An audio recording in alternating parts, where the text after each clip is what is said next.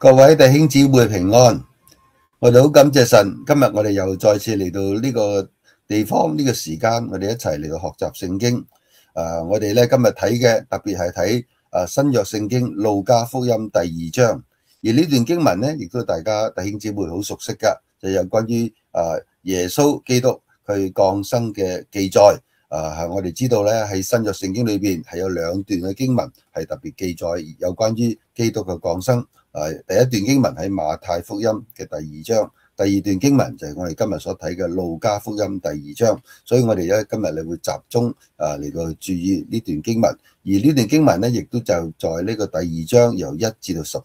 節嘅呢個範圍裏邊，由我哋一同嚟到學習嘅，以至到咧我哋喺過一個聖誕節嘅時候，同樣要記得聖誕節本來嘅意思係啲乜嘢，唔係淨係話我哋放一個假，唔係淨係話咧我哋嚟到去吃喝玩樂，或者享受，或者買禮物，或者去彼此嘅嚟到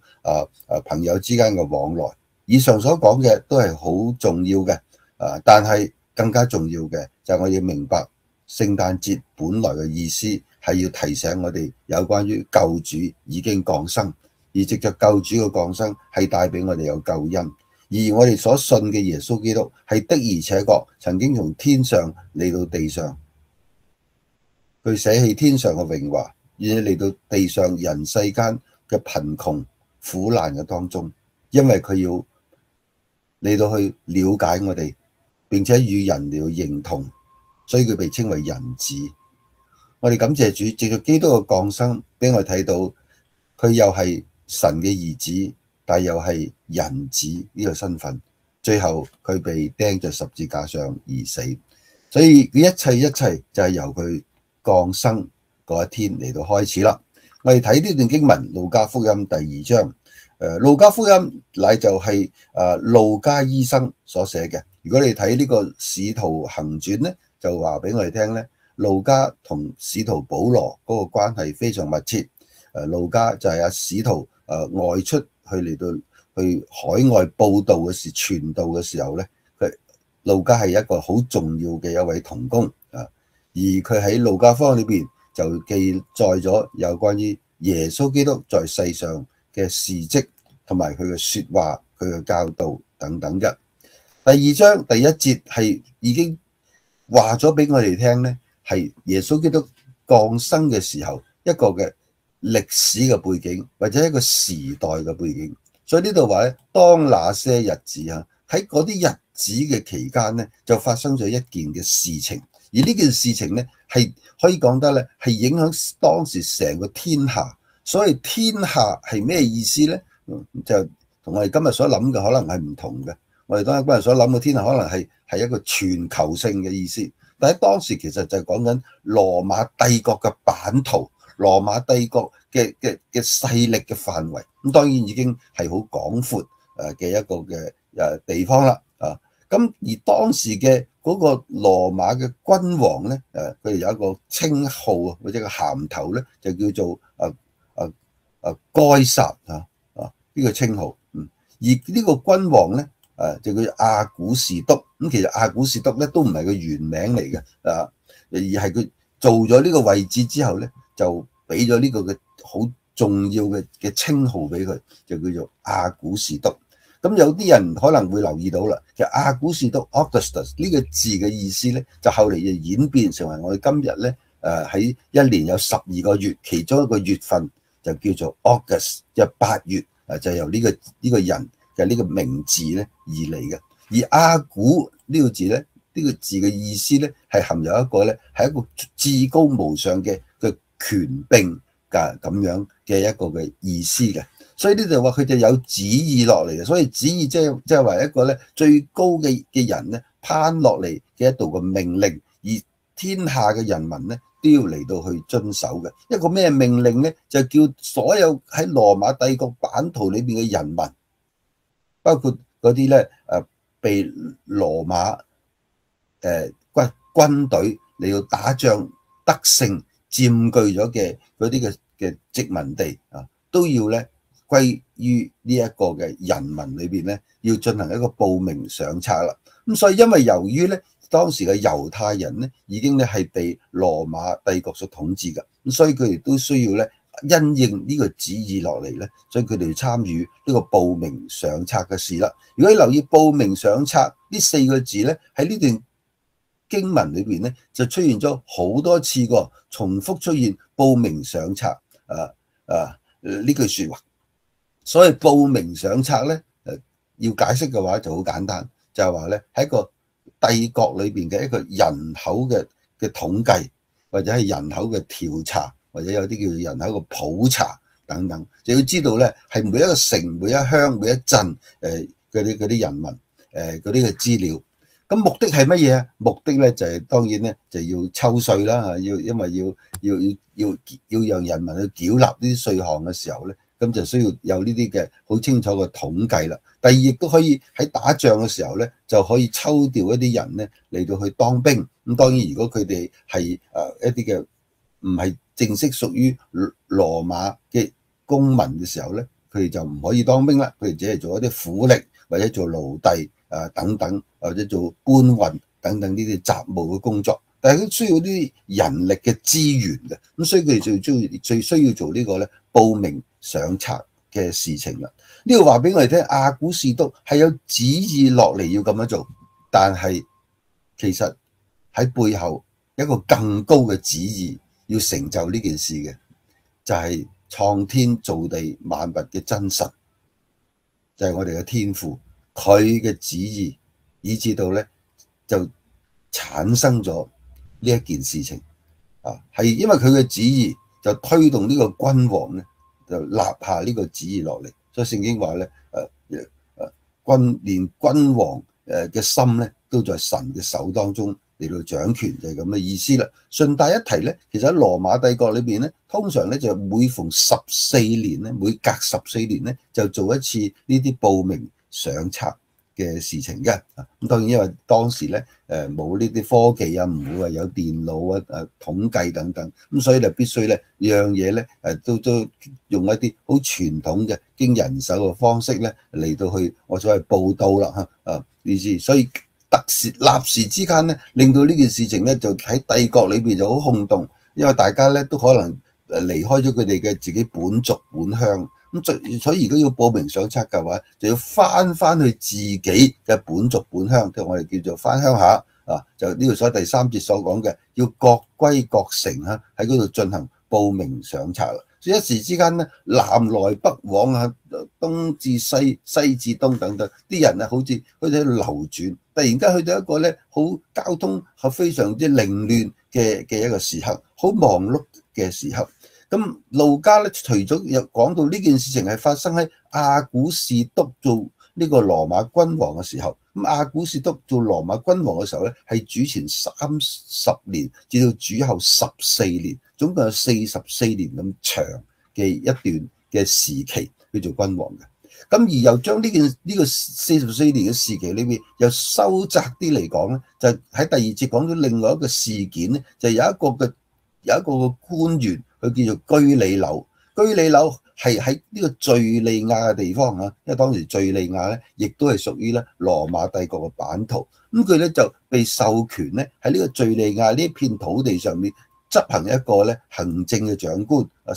中文聖經就將佢叫做巡撫，或者有啲經文咧就將佢或者新譯本咧就叫做咧總督咁樣嘅一個意思。所以喺行政上係一個高級嘅一個官員。就喺呢個時候嚟到進行嘅，而路加又好清楚仔細係講緊話喺呢個居里樓做呢個敍利亞巡撫嘅時候咧，佢行咗有2次嘅報名上冊，而耶穌出生呢件事咧就係發生喺佢第一次嘅報名上冊嘅時候做嘅。咁所以咧，其實就將呢啲歷史嘅資料咧，又更加詳細嘅列明出嚟，以至到咧後嚟嘅人咧係能夠咧慢慢咧係順藤摸瓜咁慢慢抽絲剝繭嘅研究咧，係得出咗咧基督咧係降生嘅年份啦。咁雖然咧都係有啲嘅甩漏嘅，咁但係都起碼一個好清楚嘅一個範圍裏邊嚟俾我哋知道呢一件嘅事情啦。咁結果咧，所有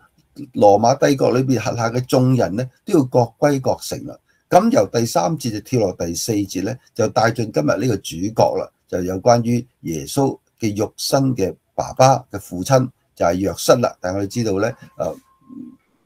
瑪利亞咧係被聖靈感孕咧，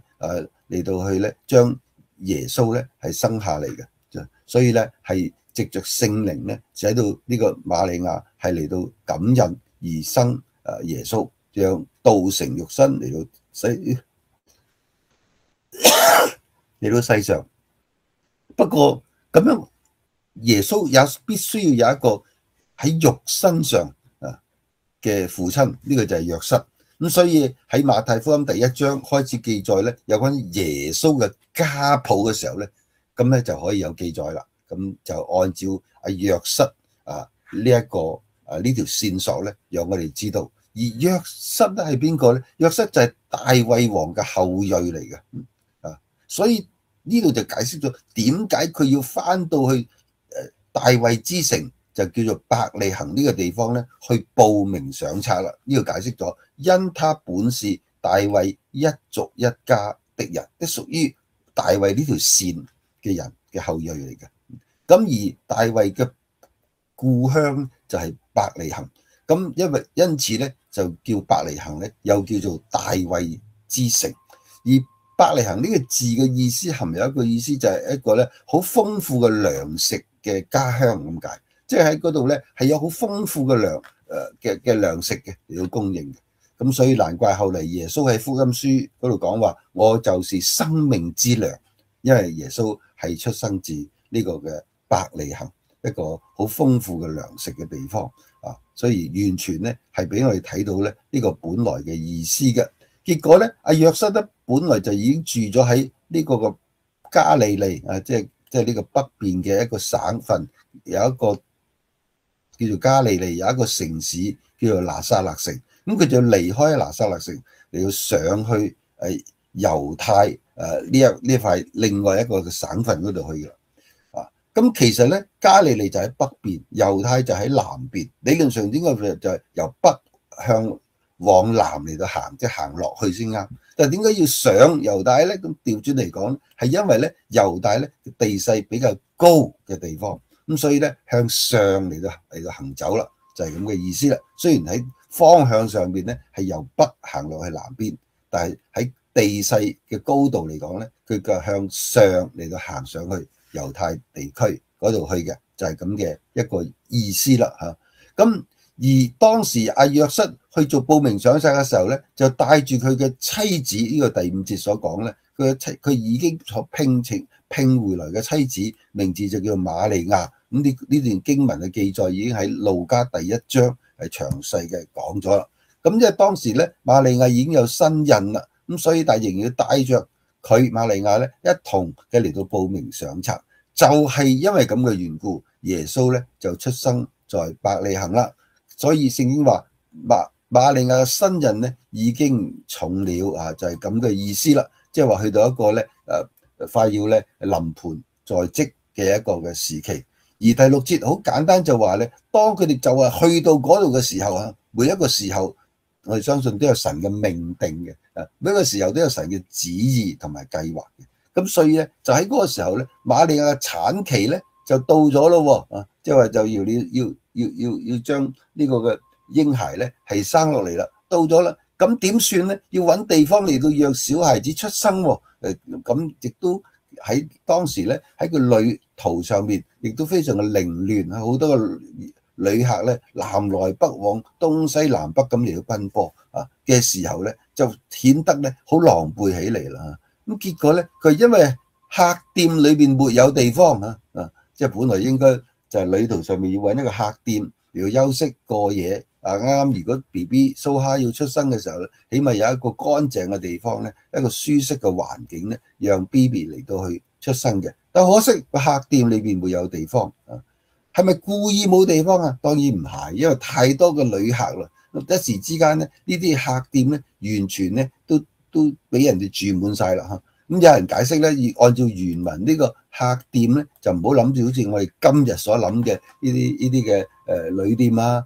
或者賓館啊，或者酒店啊咁，就唔係呢個意思嚟嘅嚇。咁旅店咧，通常當時咧就有兩種，一種咧就有老闆或者喺度做管理嘅，咁嚟到去讓客人嚟到入住嘅。另外一啲地方咧就比較簡陋，其實就係一啲咧本來就俾啲人咧將一啲嘅牲口啦，包括咗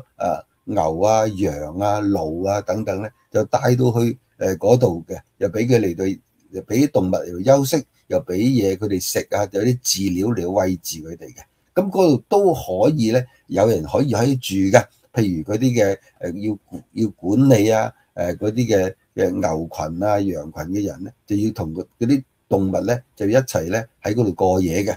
咁當然有啲好窮，俾唔起任何金錢嘅時候咧，佢哋都要住喺嗰度。咁約瑟咧，好明顯係因為真係沒有地方，所以佢就迫於無奈，就係嗰度咧嚟到去住咗落嚟，就讓咧呢個嘅小孩子度出生啦。按照聖經講咧，係呢個時候咧，出生嘅乃係一個兒子，係一個男嬰嚇，佢係一個投胎的兒子嘅意思，即係第一胎啊。咁當然投胎第一胎嘅意思，即係含有嘅意思咧，佢有一個比較咧一個尊貴崇高嘅地位嘅。呢個一向我哋都係咁樣了解，亦都係當人咧嘅身體最強壯嘅時候咧，所出生嘅一個孩子嘅。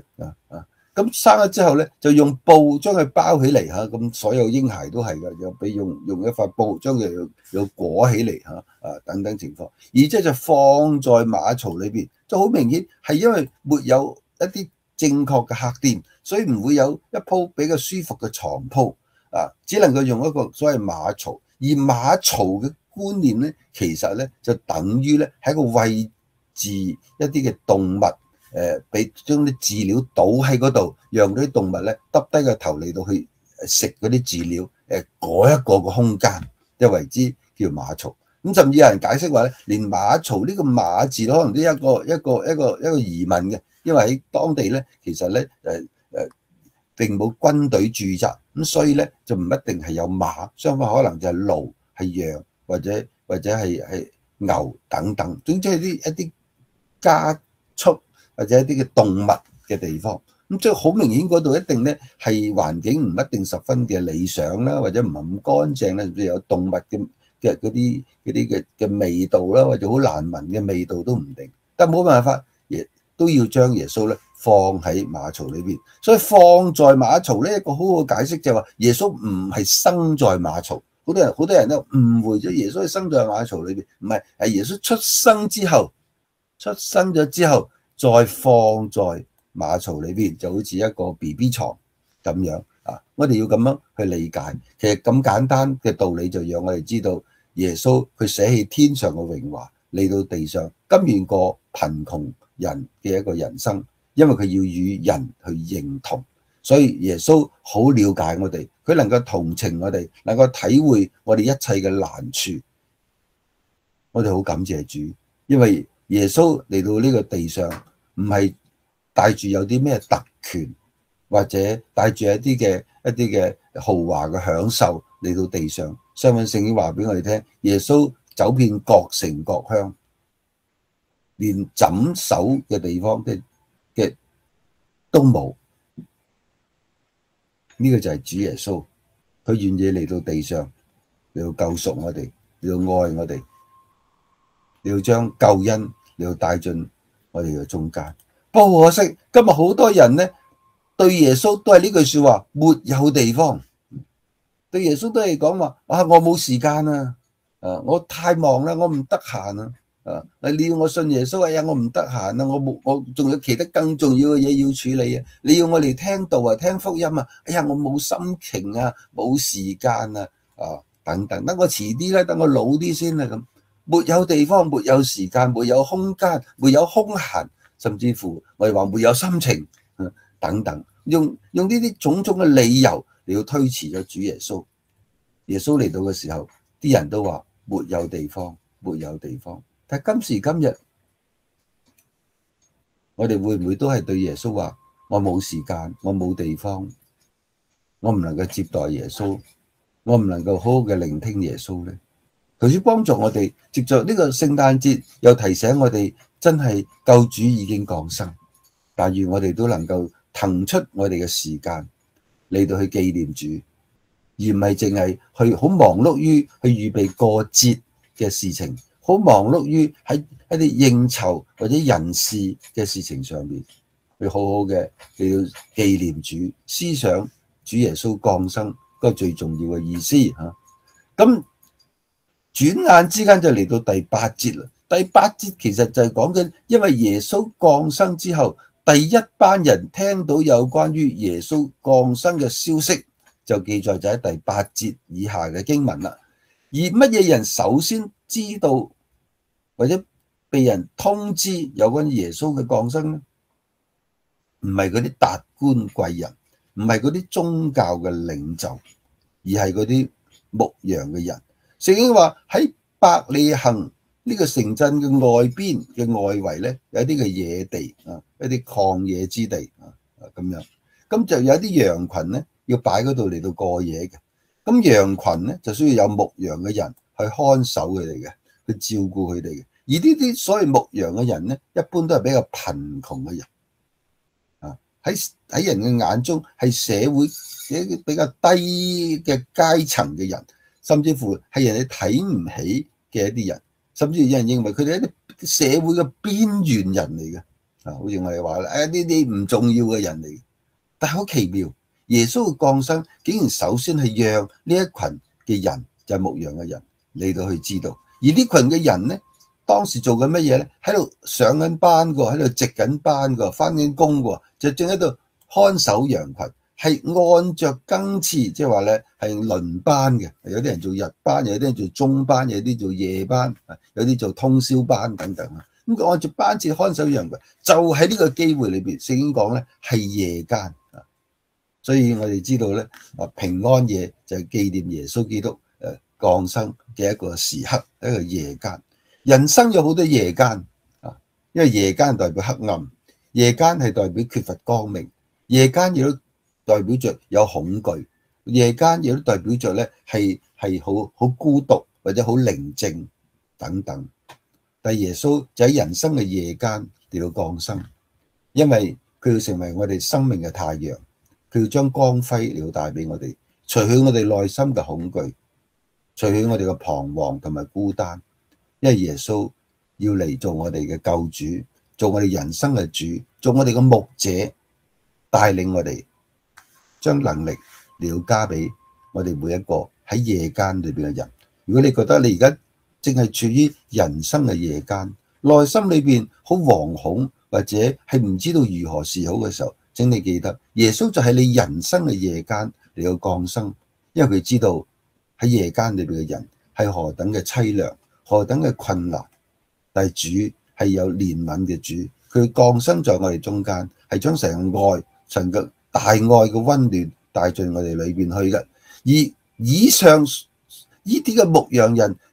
因為咁嘅緣故咧，佢哋就得到呢個咁大嘅憐憫嘅恩典，係有機會係成為第一班嘅人。我哋唔知道有幾多人，總之係有一班嘅呢啲牧羊嘅人咧，聽到有關於呢個一個咁嘅消息。我哋感謝主，呢個就係神嘅揀選，神嘅憐憫。所以千祈唔好覺得話咧，我不配嘅，我點及得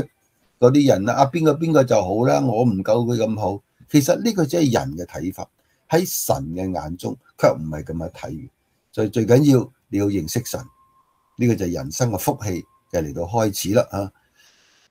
由第1至第8節所講嘅，就係講緊耶穌降生嘅時候係地上嘅情況。歷史嘅背景就講到邊一個羅馬嘅君王，邊一個做敘利亞嘅巡撫，當時做緊一個報名上冊嘅事情。當時咧交通係流亂啊，連呢個客店裏邊都沒有地方，就係一個咁嘅地面咁混亂嘅狀況裏邊咧，耶穌就降生啦。但係第9節咧，至到以下嘅經文咧，就講到天上要發生嘅事情。原來地上所發生嘅事情咧，唔係淨係同地上有關嘅，要同天上都有關係。因為一切就係由天上嚟到發動嚟到開始，天上嘅神有更高嘅旨意，以至連地上嘅君王都要遵命聽從於天上嘅大君王嘅吩咐嘅。當耶穌降生嘅時候，對住呢群牧羊嘅人，首先神就差派佢嘅使者，所謂使者我哋今日叫天使啊，係神嘅僕役。而天使其中一個最重要嘅功能咧，就係咧將神嘅旨意向人間嚟到傳達嘅。所以你睇聖經由舊約至到新約，以去到最後嘅啟示錄，都有講到神嘅使者啊，就在呢啲牧羊人嘅旁邊嚇，亦係講緊意思，即係話咧係俾佢哋有鼓勵，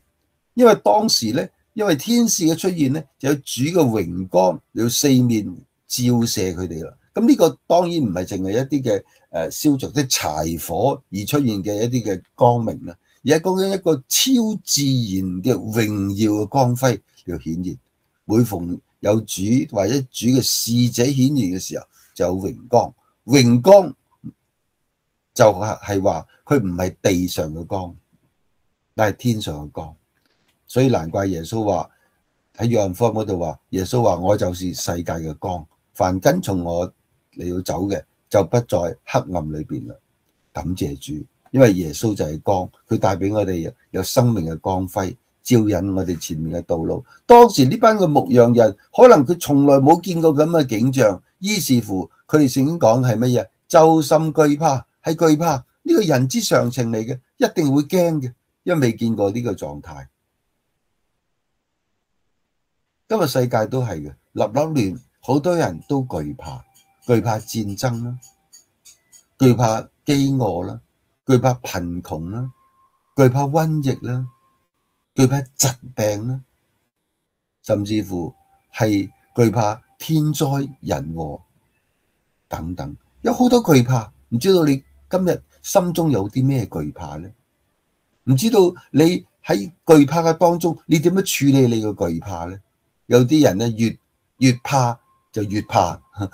因為我哋喺懼怕裏邊揾唔到出路，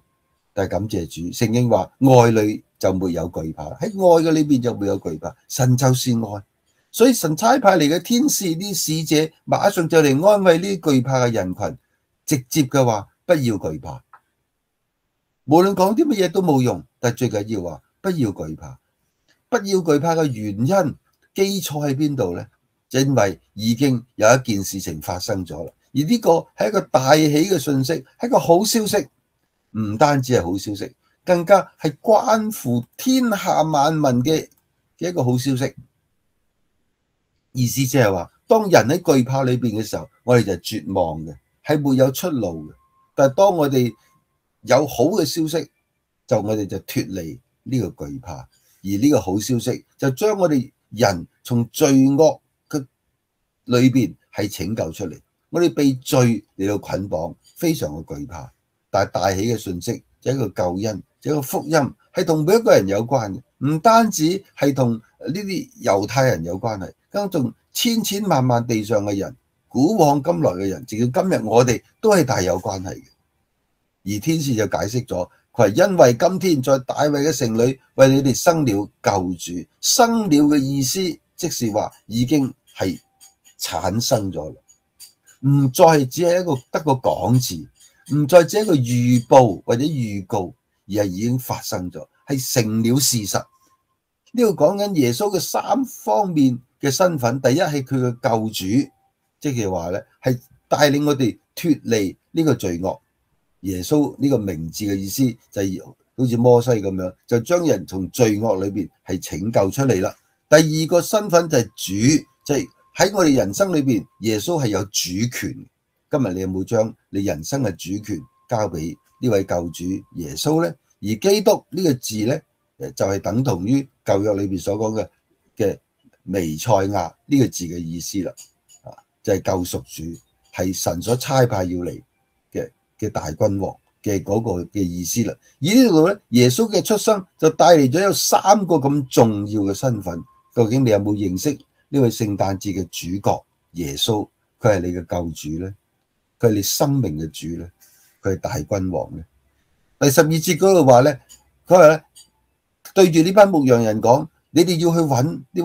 位嘅誕生嘅君王耶穌。而喺嗰度點樣揾佢啊？有個記號，你睇到呢個記號你就知㗎。咩記號啊？